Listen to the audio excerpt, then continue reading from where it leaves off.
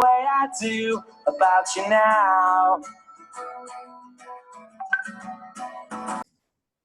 Como nós estávamos conversando, então, das definições que vão nos ajudar a estudar a humanização. Então, a gente definiu aí, gastou bastante tempo falando sobre o que era saúde, depois a gente discutiu o que era humanização, trazendo aí o conceito de empatia, que a gente deve aplicar no nosso dia a dia. Começa hoje, se você for em qualquer lugar, se você pedir uma comida no iFood, quando você for falar lá com o entregador, exerça a humanização. Coloca isso como propósito. E aí, às vezes, você coloca isso, né? Você fala assim, não, vou fazer por conta da disciplina, vou fazer porque eu quero ser um bom profissional, eu vou falar olhando nos olhos e tal. E você vai fazendo aos pouquinhos, aos pouquinhos, aos pouquinhos.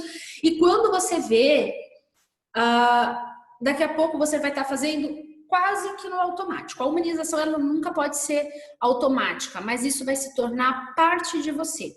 Você vai se tornar uma pessoa humanizada. Uma pessoa humanizada não significa que ela não vai ter divergências de opinião, não significa que ela não vai ter discordâncias. Existem muitas coisas no meu trabalho que eu não concordo e que eu sou enfática naquilo. Não concordo e eu tenho os meus motivos. Não é não concordo porque eu não concordo. Eu não concordo por isso, não vai ser proveitoso, não vai ser bom para o paciente, não vai ser bom para os alunos.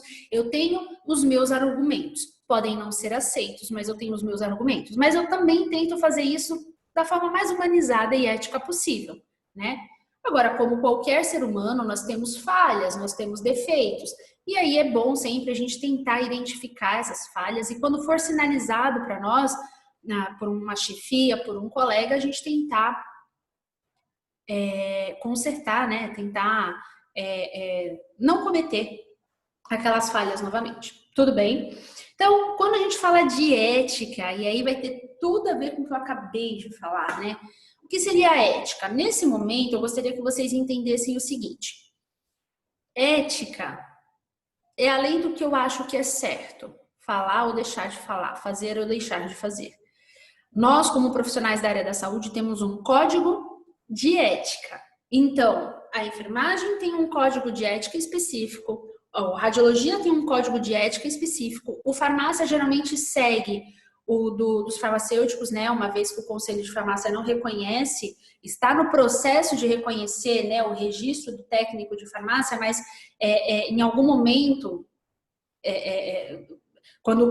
se vocês tiverem que ter uma referência, vocês têm que ter a referência do código de ética dos farmacêuticos, né, da farmácia em si. Então, nesse ponto... Boa noite, Nathalie. Então, nesse ponto da matéria, é importante que você conheça o código de ética. Em alguma disciplina, vocês devem ter, espero que sim, né? Devem ter discutido o código de ética. No enfermagem, a gente discute desde o primeiro módulo. Nathalie, você é o quê? Terceiro? Terceiro farmácia ou terceiro rádio? Isso, meu amor. Então, você está na aula certa, tá bom? Pode ter tido aí algum desencontro de link no horário, mas você está na aula certa. Eu vou postar depois as aulas e aí vocês podem assistir. E como eu disse para os seus colegas, no dia 21 eu vou reapresentar essa aula para o enfermagem, de manhã às 7 horas da manhã e de noite às 18. Quem perdeu pode participar, tá bom? Seja bem-vinda. Então, quando a gente fala aí do código de ética, é importantíssimo que vocês conheçam. Leiam um código de ética. Geralmente, o código de ética ele é feito diferente da legislação, que às vezes tem uma leitura muito rebuscada, uma forma de se expressar muito rebuscada. Vai ser escrito de maneira formal, porque é um documento legal, mas, via de regra, ele é fácil de entender, tá? Uma pessoa que fez aí ensino fundamental, ensino médio, está num curso técnico, tem que conseguir entender o código de ética. Senão você vai precisar de ajuda, você vai precisar recorrer a algum professor, a algum curso, para dar uma melhoradinha aí, porque o código de ética é escrito em português e feito até para leigos, tá? Porque a gente responde pelo código de ética e se uma pessoa que, por exemplo, não é da área da saúde, mas conhece um pouquinho do código de ética, ela pode te processar e te denunciar para o conselho que rege a sua profissão. E aí você vai responder vai responder legalmente por aquilo. Em um certo... Dependendo da gravidade, você responde para o conselho, você participa de um processo dentro do conselho que rege a sua profissão, e dependendo da gravidade, isso passa a nível civil e criminal, aí vai depender, tá? Do que aconteceu, se teve dano, se teve morte, enfim. Isso, Thalita, CRF, obrigada, minha querida. Cada profissional, cada profissão vai ter o seu conselho, tá? E aí você vai responder para o seu conselho. São processos éticos, né? Fulano está sofrendo um processo ético pelo CRM, Corém, CRF, enfim. E aí é disso que eu estou falando. Foi identificada a quebra daquele código, que é uma legislação. Entendam assim, quando vocês fazem um curso técnico, dentro do plano de curso do curso técnico de vocês, está implícito, está implícito não, está ali, está escrito que vocês sairão com um conhecimento básico do código de ética. Então vocês serão cobrados disso. Em alguma matéria, com certeza foi discutido, foi falado sobre isso, mas é responsabilidade do profissional formado conhecer o código de ética. Isso, da nutrição CRN, é isso aí. Cada profissional, cada profissão vai ter o seu conselho. E esse conselho vai fiscalizar a profissão. Gente, parem com essa ideia de que o conselho é para brigar pela classe. Tudo bem? Não, não é. O conselho, ele defende também. Mas o conselho, os conselhos, de modo geral, eles foram criados, se vocês estudarem um pouquinho o que é o conselho, eles foram criados para fiscalizar a profissão. Então, tá, vamos exemplificar. Vamos pegar aí o de radiologia. Ele vai fiscalizar o quê? Se todo mundo que trabalha como técnico de radiologia fez o curso, está preparado para aquilo, se usa o dosímetro, vocês estão entendendo?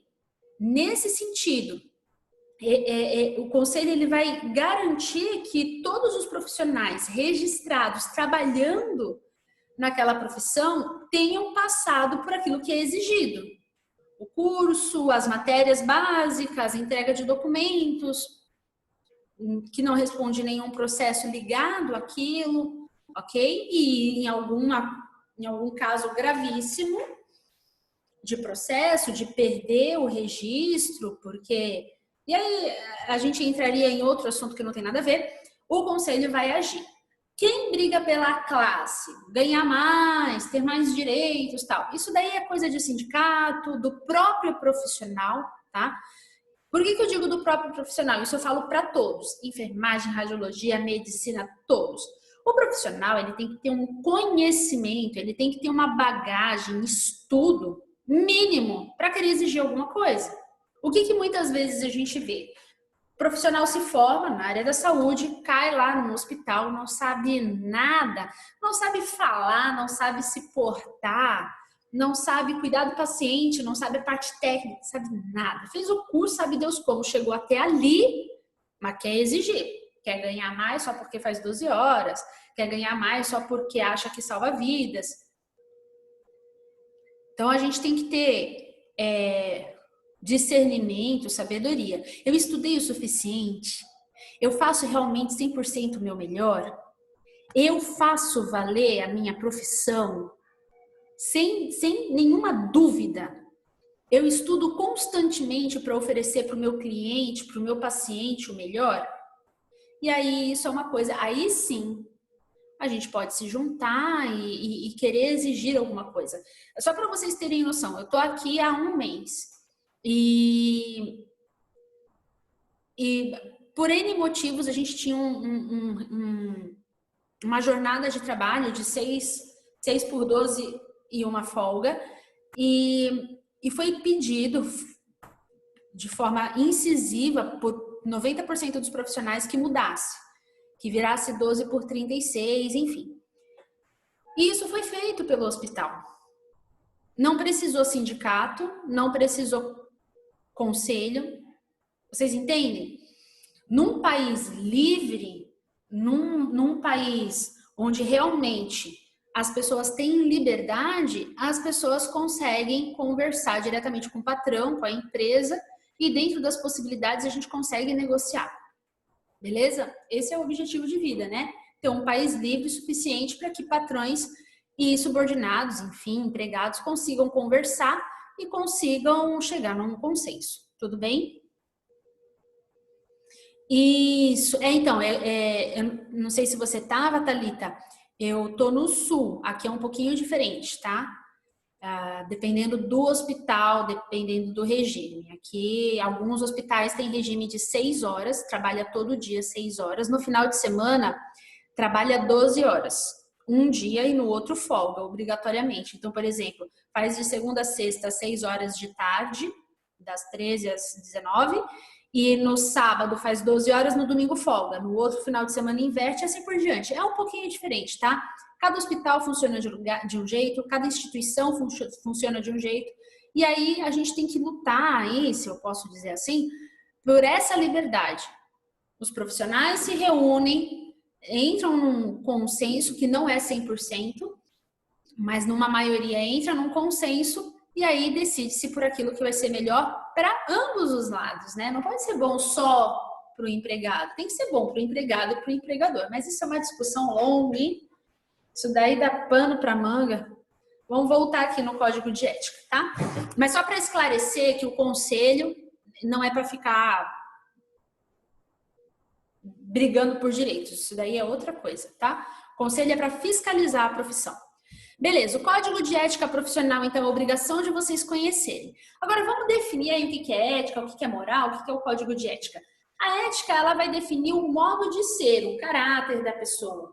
E aí, nesse caso, aqui eu tô tirando um pouco do código de ética, tá? Tô colocando o que o termo significa. E já a moral, ele vai ser relativo aos costumes, ao tempo, ao período, ao local. Então, em alguns lugares, pode ser moral. Vamos colocar aqui. Numa tribo indígena, é moral, ou pelo menos não é imoral, as mulheres andarem com os seios de fora. Mas acredite, se você quiser, se uma branca, uma pessoa que não é da tribo, chegar lá, né, e quiser andar como as índias, isso é considerado imoral. Tudo bem? Falo com propriedade porque eu tenho amigos que têm trabalhos em aldeias indígenas e o meu cunhado trabalha numa aldeia, tem um ministério, enfim, dentro de várias aldeias indígenas de Roraima. Ele é piloto de avião, então ele inserido ali, e isso é fato, tá? É moral ou não é imoral para eles. Você que está indo de fora, você vai seguir a sua cultura.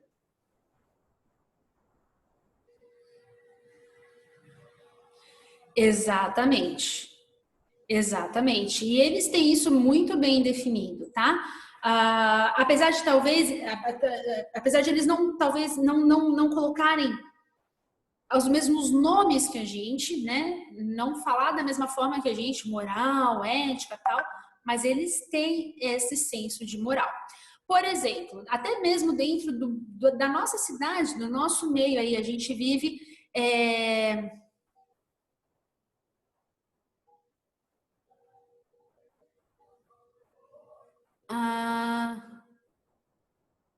eu conheço? Não sei se eu conheço, não lembro. Por esse nome eu não lembro.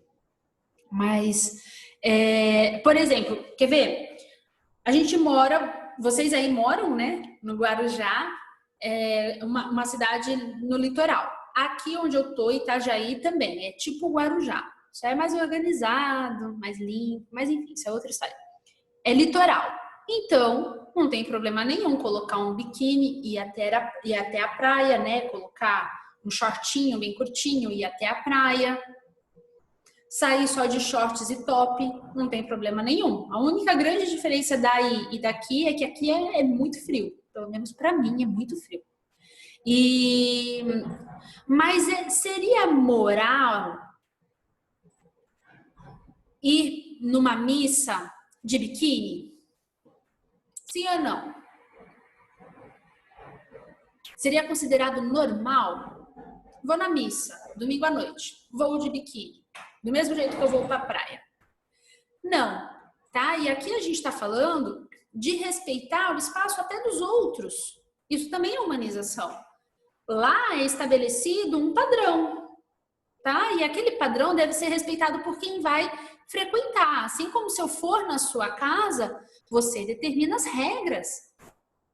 E o brasileiro, ele tem um pouquinho de dificuldade com isso, sabe?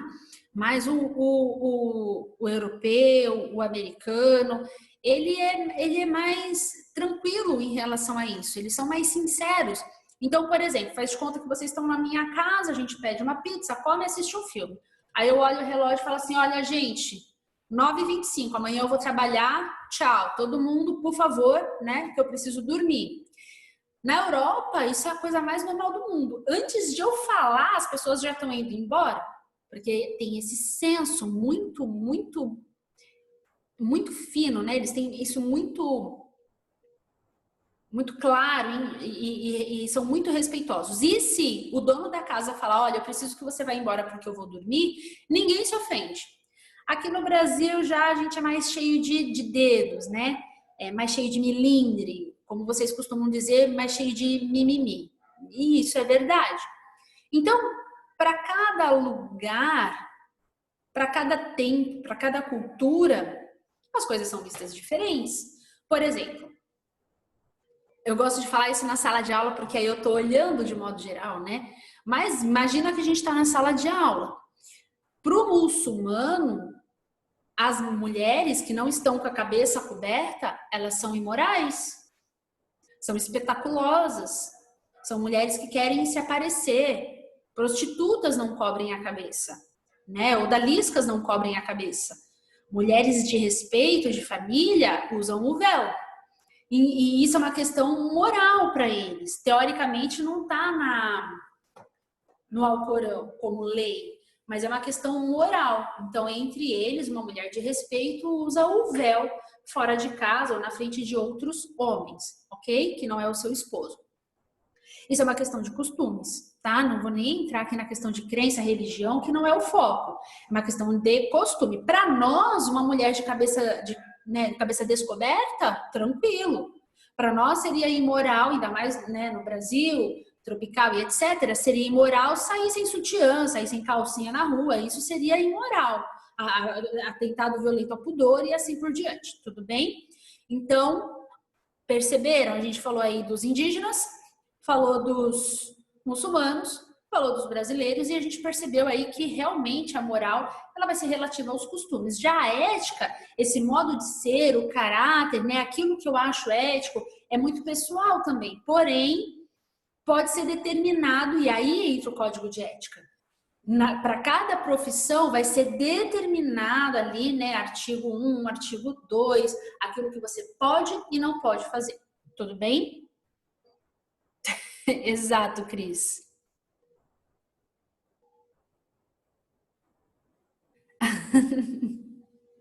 Exatamente, exatamente. Então, a Cris colocou aí um resumão, né, do que a gente está falando. As pessoas se ofendem, é a nossa casa, mas as pessoas se ofendem.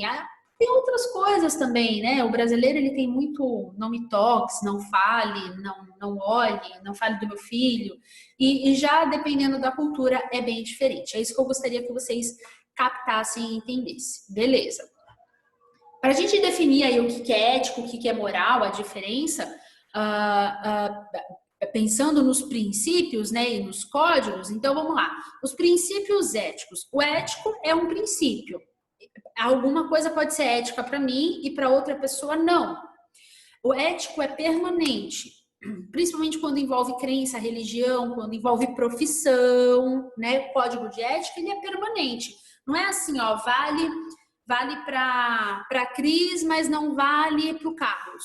Vale para a Bárbara, mas não vale para a Ana. Não, isso não existe. Ou ele é permanente, ele é universal, ele vale para todo mundo, principalmente quando a gente está falando do código de ética. A ética é regra, você não tem opção, você precisa seguir. A ética é teoria, é reflexão e trata de bem e mal, tudo bem? Quando não tem a ética, né? A ausência total de ética é aético. O A na frente, né? A anulação da palavra seguinte. Quando eu vou contra a ética, aí é o antiético. No caso da moral, no código de conduta moral, é uma conduta específica e ela vai estar relativa ao tempo, à cultura, vai ser uma conduta de regra. Então, tem a regra e como que eu vou conduzir aquela regra? A moral, ela é prática. Uma vez que a ética é teórica, a moral, ela é prática. A moral, ela é ação. E ela vai tratar daquilo que é certo e que é errado. Então, o que é amoral é a ausência completa de moral. E aquilo que é imoral, ele vai contra a moral. Tudo bem? Essas definições são importantes para a gente ter um conceito, né, de ética, de moral, mas o foco mesmo é no código de ética. Então, o código de ética profissional, ele vai reunir, ele vai juntar aí várias normas e princípios específicos daquela profissão, inerentes ao exercício daquela profissão, pertinentes à conduta ética do profissional, que deverá ser assumido por todos. Vocês, quando se formarem, vão fazer um juramento diante de Deus, desta assembleia, eu juro. E aí, dentro daquele juramento, você vai jurar cumprir o código de ética. Já pensou você se formar sem conhecer o código de ética? Você pode quebrar o código de ética sem saber. Entenderam a importância? Olha só, um que eu sempre falo para os alunos de enfermagem, né? Os das outras profissões eu confesso que eu não conheço muito bem, mas os da saúde, eles são muito parecidos com o de Hipócrates, né? O da medicina. Algumas coisas ali são enxertadas, mas ele é bem parecido. Exatamente, Lori. Exatamente. É lindo. O juramento é uma das partes mais lindas da formatura. Eu amo formatura, né? Eu amo o ato da formatura. Eu me emociono o tempo inteiro. Mas o juramento é um momento muito, muito grave, muito sério, porque você pode ser processado por aquilo que você jurou. E tem gente que jura sem prestar atenção. Vocês assinam, vocês sabem disso. Vocês juram publicamente e assinam um livro. E só com aquela assinatura você recebe o seu certificado. Então, legalmente, você jurou cumprir com aquele código de ética. Por isso que vocês têm que conhecer antes de se formar, ok? Para vocês conseguirem cumprir. Mas tem um bem específico da enfermagem, deve se repetir também em algumas outras profissões, que fala o seguinte, que você não pode participar de nenhum ato, vídeo, paródia, você não pode participar de nada que denigra a imagem da enfermagem. Ok? Não pode. E você pode ser processado e correr o risco de ter a cassação do seu registro se você fizer, né, se você participar de algum ato que vai denegrir a imagem da enfermagem. Entenderam? E tem gente que faz isso brincando, sem querer. Tem que tomar muito cuidado. Muito, muito cuidado. É um instrumento legal que reúne um conjunto de normas, princípios morais e do direito relativos à profissão e ao seu exercício. Tem que cumprir, é indiscutível, ok? E serve para todos os profissionais daquela profissão. E a bioética? A bioética é a ética da vida. A bioética vai discutir os assuntos mais polêmicos, né? Então, aborto, clone, células-tronco, eutanásia, distanásia. A bioética, ela vai não só discutir, mas ela vai tentar e achar benefícios que vão assegurar a integridade de todos os seres humanos. Agora, obviamente vão ter divergências, né? Mas o foco principal, a intenção é manter, defender a dignidade humana. Esse é o foco da bioética. Lógico que é muito difícil as pessoas concordarem 100%, tá? É muito difícil. Todo mundo entrar num consenso e todo mundo é verdade, isso é ético, isso é a favor da bioética. Muito difícil. Cada um vai ter uma opinião E algumas coisas são bem complicadas. Mas é importante vocês saberem que a bioética discute isso, ok? Aqui, ó. A Cris colocou, é o juramento de vocês, né, Cris? Bonita, né? Eu confesso para vocês que eu considero muito sério.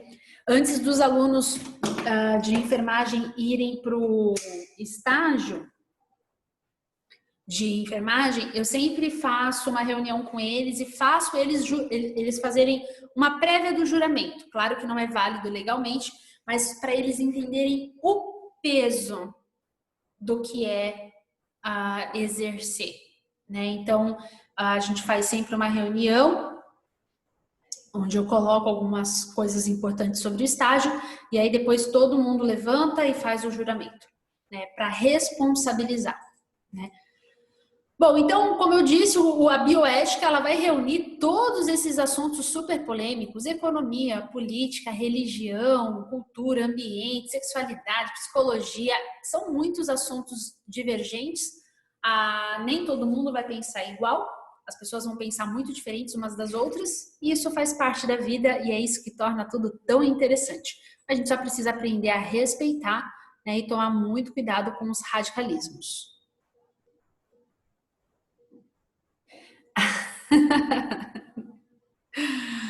Vamos lá. Olha só essa foto. Analisem essa foto. Baseado em tudo que a gente conversou hoje. Vocês já viram essa foto? Vocês sabem do que se trata? Alguém sabe?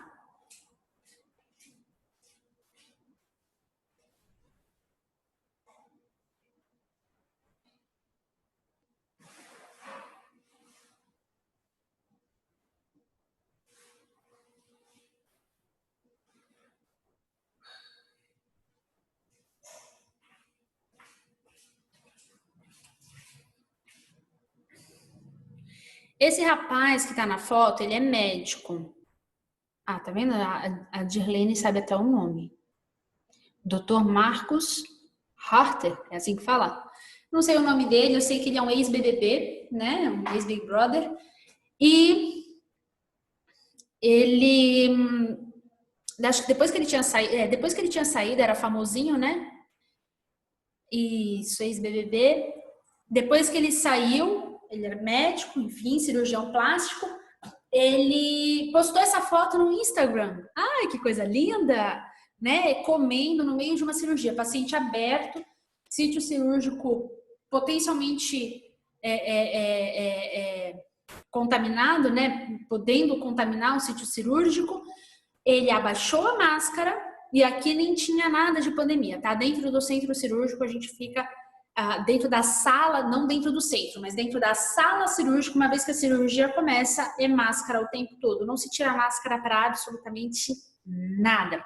Não é a máscara N95, não é aquela mais grossa que a gente está usando agora por conta do coronavírus, é a máscara cirúrgica, aquela mais simples, a descartável. Não pode tirar a máscara, ok? Não pode tirar a touca, não pode tirar a máscara. Nesse caso aqui, ele tá com luva estéreo e com a roupa cirúrgica, né? O avental cirúrgico estéreo. Ele está operando a paciente, ele está com a paciente aberta. Vocês entenderam a gravidade? E aí eu não lembro direito o que aconteceu, parece que ele estava muitas horas sem comer e alguém, esta abençoada, ainda coitada, saiu na foto e teve que responder por isso, foi lá levar, acho que era bolo, sei lá o que era. Gente, entendam uma coisa, quem não conhece rotina de centro cirúrgico, se a cirurgia for grande, longa, e longa, gente, 10, 12, 15, 20 horas de cirurgia. O cirurgião não opera sozinho, ele tem o auxiliar e geralmente tem outros cirurgiões que entram com ele ou que se revezam com ele. Dentro do centro cirúrgico a gente tem copa, repouso, descanso, ok? Assim como dentro da UTI. E a gente tem esses períodos de descanso. Então os médicos entre eles se revezam aí e eles podem sair para comer. Mas aí ele sai da cirurgia, ele tira a luva, ele tira tudo, ele vai lá para a copa e ele come, ok? Não é escravidão, ninguém pode comer, quem trabalha no centro cirúrgico fica, né, lá sem comer. Não, Basta um pouco de organização, planejamento, né? E você cumprir as regras institucionais. Então, tanto ele quanto quem aparece na foto, a enfermeira do setor, todo mundo respondeu. Porque a enfermeira, ela é a chefe do setor, não sei se vocês sabem disso, né? Então, a enfermeira é a chefe, por exemplo. Por isso que chama a enfermeira chefe. Mas isso não, esse termo nem se usa mais. Enfermeira é enfermeira, tá? Mas ela é a chefe do setor. Então, a enfermeira assistencial, não estou falando da coordenadora, a líder. Não, a enfermeira assistencial é ela que manda no setor enquanto ela está ali de plantão. Ela que decide se o paciente vai ser admitido ou não. Ela que decide em qual leito o paciente vai ser alocado. Ela que decide qual o procedimento que vai ser feito primeiro. Ela que faz o mapa de cirurgia. É a enfermeira. E a enfermeira deixou passar comida para dentro da sala cirúrgica. Isso dá um BO enorme. É ético? Foi moral o que ele fez? É bonito ele dizer que está tantas horas operando e que estava com fome e que aí resolveu comer um pedacinho de bolo? Vocês entendem? As pessoas perdem a noção. Esse negócio de redes sociais é uma coisa muito complicada, tem que tomar muito cuidado. Existem algumas coisas que a gente pode postar, existem outras coisas que a gente não pode postar. Eu tenho várias fotos no meu celular que eu não posso postar. Eu vou ser processada, eu vou perder meu emprego, corro o risco de perder meu emprego. Então, por que tira? São fotos relacionadas ao trabalho, coisas que a gente vai decidir, resolver, evolução de feridas, ok? Organização do setor, mas eu não posso pegar essas fotos e sair colocando nas redes sociais. Não pode postar foto aparecendo o emblema da empresa. Então, as fotos, se vocês verem nas minhas redes sociais, não aparece. Na roupa tem, mas não aparece. Ou eu tiro a foto de um jeito que não aparece, ou eu apago com um editor de fotos, de imagens, certo? E aqui tá tudo errado. Ele abaixou a máscara, ele tá comendo dentro da sala cirúrgica, operando a paciente, aparecendo a imagem do hospital, né? O nome do hospital.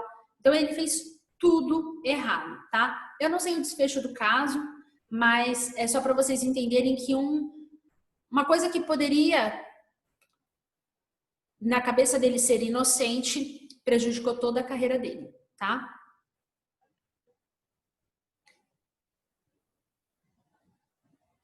Sim, Lauren, sim. E quando, às vezes acontece, às vezes o médico entra para fazer a cirurgia, tá? E a cirurgia se prolonga, era para ser uma cirurgia de 1, 2, 3 horas e ela se prolonga. E por algum motivo ele foi sem um auxiliar. Ele consegue, se ele estiver passando mal, não consegue aguentar 4 horas sem comer, mas tudo bem. Se ele estiver passando mal, né, veio correndo do consultório e não conseguiu, a gente consegue segurar a cirurgia, tá? A gente consegue deixar o paciente protegido de uma forma que os órgãos, né, e toda a situação não corra risco. O anestesista segura essa anestesia, ele consegue dar uma saidinha, fazer um xixi, fazer um cocô, se der uma dor de barriga, engolir um café. Dá, gente, claro que dá. Tudo uma questão de planejamento e organização. Isso aqui foi para se aparecer mesmo, ele não pensou, esqueceu do código de ética, esqueceu do juramento que fez e acabou passando essa vergonha aí pro resto da vida. Exatamente, Cris. E expôs o paciente, né? Expôs o paciente a um risco de infecção.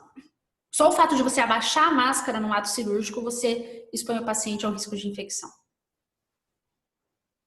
Dá para se revezar, dá sim.